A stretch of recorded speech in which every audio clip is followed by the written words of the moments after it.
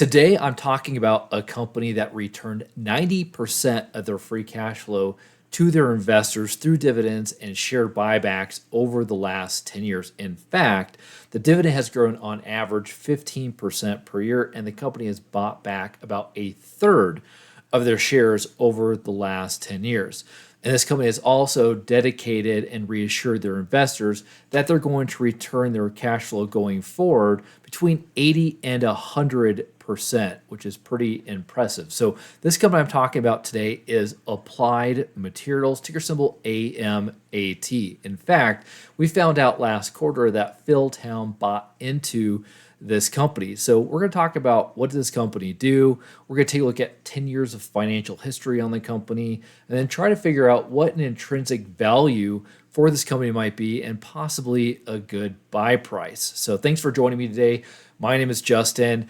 I'm a value investor. I'm a big fan of Phil Town. I took his courses for his investing strategies about 5 years ago. I've read all his books, which are right behind me, among other ones. So I like to follow Phil Town and try to understand what he's buying because maybe I want to buy as well too. I appreciate his investing strategy and his teachings, and so it's important for me to understand what he is buying into. Really broaden my horizon on stocks in general. And I got to say, the semiconductor space, which Applied Materials is in, is completely new to me. In fact, I did a video here the last week on ASML Holdings.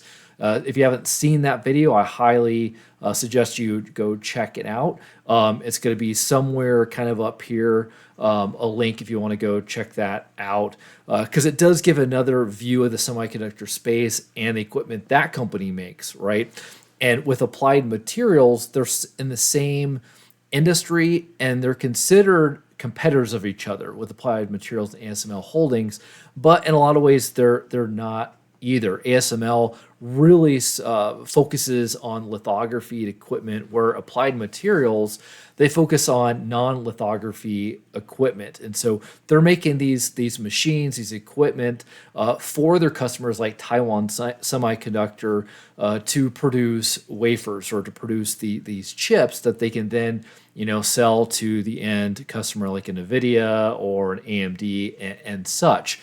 This is a company, which we'll take a look at financials here in a little bit, that almost $30 billion in revenue last year. This is a company that has really solid margins overall. But what's interesting is that the industry and also Applied Materials, they've kind of followed the industry with it kind of slowing down over the last year or two, and it's caused some concern from investors on what's going to happen. Applied Materials is definitely heavier in the space than their peer group is when it comes to China.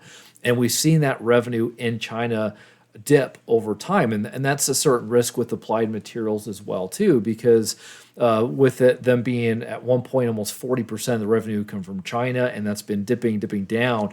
Now I think they're around 15 to 20% out of China. That when the CHIPS Act came out a couple of years ago, they actually got denied from the U.S. government because they felt like they were too heavy into the China market. So companies like Intel and others ended up getting money in that chip space where Applied Materials did not. So it did hurt them in that aspect. So that's definitely a risk with the Chinese market that they're in. But nonetheless, the majority of their revenue is outside of China. And the idea of investing into Applied Materials and some of their peers is, the AI growth that's going to happen in the future. And a lot of people believe that AI is going to grow and be a heavy component of the global market over the next 10 to 20 years. We're just seeing that the beginning growth of AI. And if that's the case, Applied Materials should do really, really well because they have a very strong economic moat in their space. In fact, have nearly about double the revenue from their nearest competitor that's non-lithography equipment manufacturer. So they definitely have a strong moat in their space overall. So now let's go take a look at some financials for Applied Materials. We're going to look at 10 years of Rule 1 numbers. We're going to look at the sales per share, earnings per share, all that good stuff. And then we're going to take a look at some balance sheet metrics as well. Take a look at some other P&L and cash flow flow metrics too. So let's go do that now. So as you can see on the screen right now, the current market cap for the company is $127 billion. So this is a very, very large company. The sales per share growth over the last 10 years has come in at 17% per year. Earnings per share growth over the last 10 years has been 25% per year. Free cash flow per share has grown 31% per year. Book value per share has grown 15% per year. Return on equity has averaged 37%, and the return on invested capital has averaged 25%.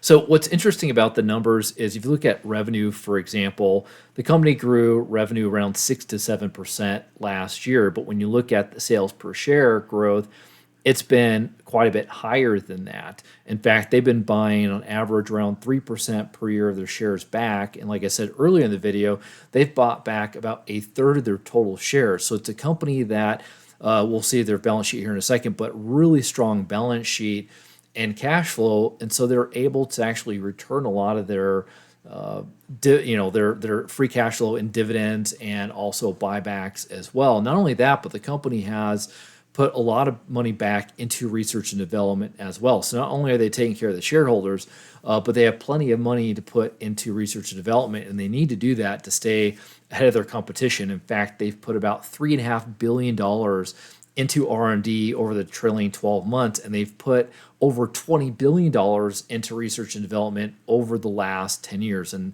certainly that is not going to stop going into the future, but it's good to see that a company is able to return value to the shareholders through buybacks and dividends, but also put money into research and development as well. Not only that, but the company having return on invested capital of about 25% is really, really impressive. In fact, I think it's one of the best metrics to look at out there. Essentially, all return on invested capital does or tells us is how really efficient management is at taking the money from shareholders, also from debt, and then turning around and then generating profit from that. So 25% of the money they've got from debt or from shareholders, they've been able to make a profit on. So that is incredibly impressive overall. Now let's take a look at some balance sheet metrics along with some other P&L ratios. Currently, the company has debt to equity ratio of about 35%, which is really, really good. I like to see under 75%, and then being under 50% is phenomenal. Not only that, but the company can pay off all their long-term debt in under a year based on their free cash flow. So they have very little debt or long-term debt versus their free cash flow that's coming in. Not only that, but their working capital is in really good shape right now. Their current ratio is at 2.5. So they have plenty of current assets to cover their current liabilities. Gross margin has improved over time. Over the last trailing 12 months, it's been close to 48%. Over the last 10 years, it's averaged 45%. So they've been in the low 40s all the way up to 48%. Their SG&A is around 6% right now, and that's been pretty standard where the company has been over the last 10 years. Now, their operating margins have grown over time. So their average over the last 10 years has been 26%. They're currently at 30% in the trailing 12 months. So it's good to see the company has grown from the middle 20% all the way up to 30% here today, and that's very similar with EBITDA as well. Now let's take a look at what the market has paid for a multiple standpoint for this company over the last 10 years. Also, the share buybacks as well that the company has done over the last decade. So right now, the company is trading at a PE of 15. They've averaged between a 16 to 18 over the last 10 years. Now, the company has bought back, like I said earlier in the video, 33% of their total shares outstanding over the last 10 years. And we can see on average over the last 10 years, they've bought back roughly 3.5% per year. The last trailing 12 months, they've bought back 1.4%. But needless to say, the company has bought back a ton of shares over the last decade. So there you have it. The buy prices that I came up with based on the assumptions that we went over is between $110 and $135.